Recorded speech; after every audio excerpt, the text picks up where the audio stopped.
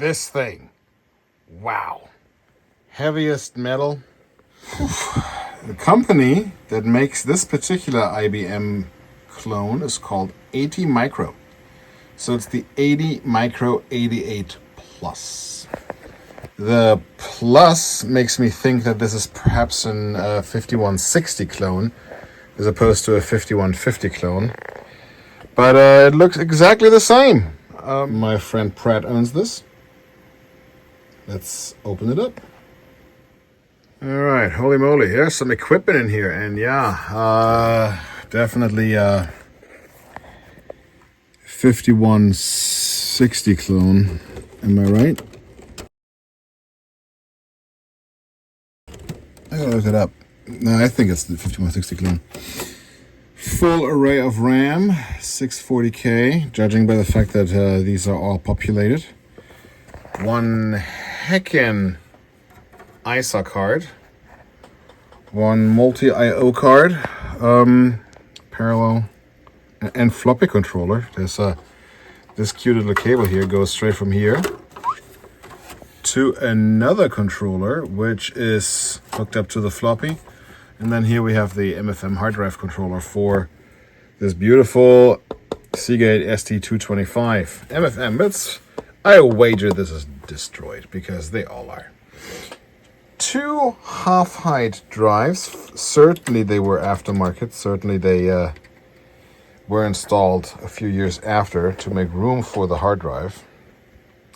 So when you work on these, what you want to do is you don't want to just turn them on. You want to first measure resistance across the 5 volt and the 12 volt rail, and you do that by looking at these little capacitors there.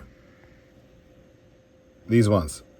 They are capacitors, tantalum capacitors. They have the tendency to blow, especially the 12 volt ones. So these two here are, these two here in the back, they are 12 volt ones. They're usually rated to 16 volts, and age and working near its maximum tolerance has a likelihood that these will just pop open and then blow. And you have a 50-50 chance. They might pop open, in which case you just don't have 12 volts.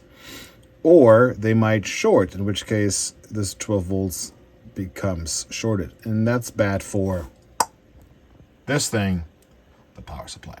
So yeah, let's measure those caps real quick. Here we are with this. Okay, and this first capacitor here is, I know you can't see it, it's buried way in there. Yep, it's good. The 12 volt rail is good. And then the 5 volt run here is okay, is good too. So nothing shorted that we know of yet. Of course, as soon as who knows how long this computer has been dormant and not working. One thing that might happen, and that always, look, there's a loose cable in here. So that this upper serial port here, this one, was not attached. Well, let's see if we can attach that later. Yeah, I wager it probably goes right there. All right, so who knows how long this computer has been dormant.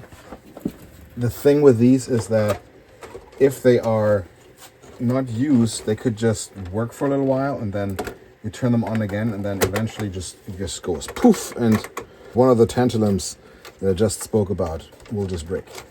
So what I'm doing now is I'm just taking all the Molex connectors off of all the drives. So basically isolate the power supply from anything else. Now, when we run this, the power supply is not going to have a load, and it might not like that for very long.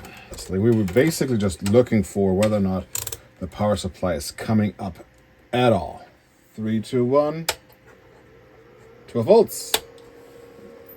Very nice. I wager the 5 volt one works too. Yep, there was voltage there. All right, 1, 2, 3. Yep. And off again. It works. It's a little hot. That's normal because they don't like to work without a load, so that the rails usually get a little hot. All right, next I'm gonna plug in the hard drive alone. I'm gonna monitor the 12 volt rail while I'm doing that. All right, 1, 2, 3. Oh, yeah.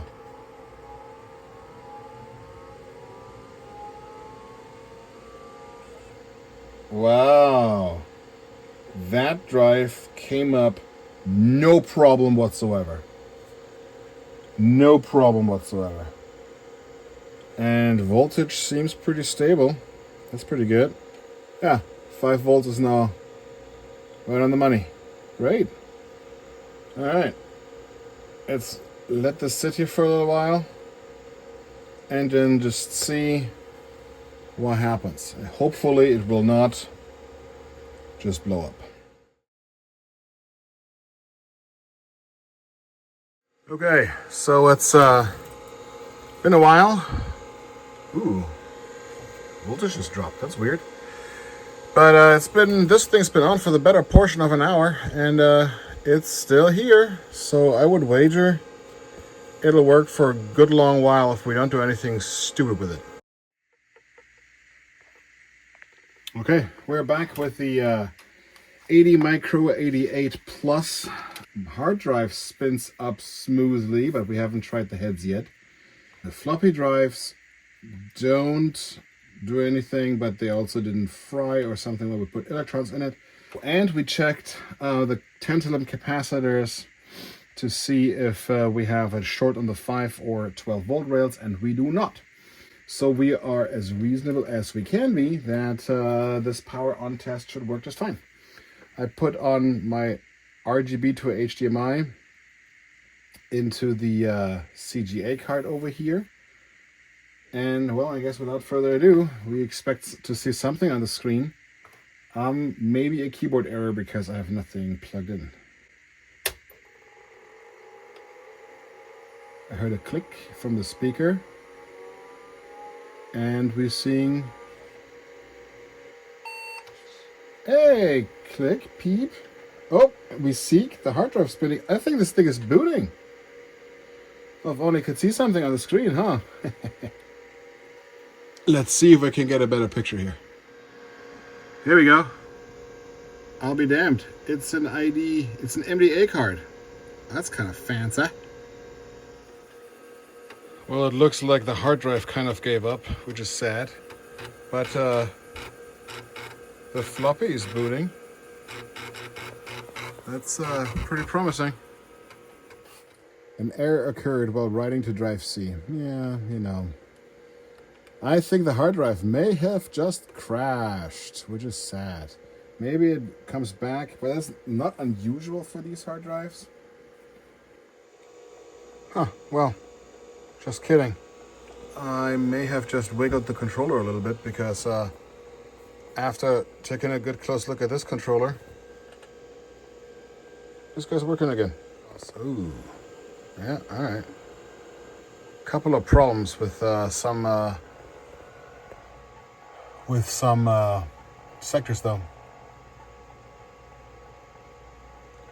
but it seems to be going. Oh yeah, look. It's formatting the just as fine. It was DOS 3.1 formatted. DOS 622 incoming. XT IDE card with DOS 622 installed. All right, it would seem like we have 2 good floppy drives because this one here is working too. And it would seem like we have 1 parallel port, 1 serial port. And, well, everything seems to be just in order. This computer's working, man. There's nothing we need to do it. Great. Well, if you need anything repaired, restored, or modded, call your boy RetroByteMeister at retrobytemeister.com. Bye. Thanks for watching.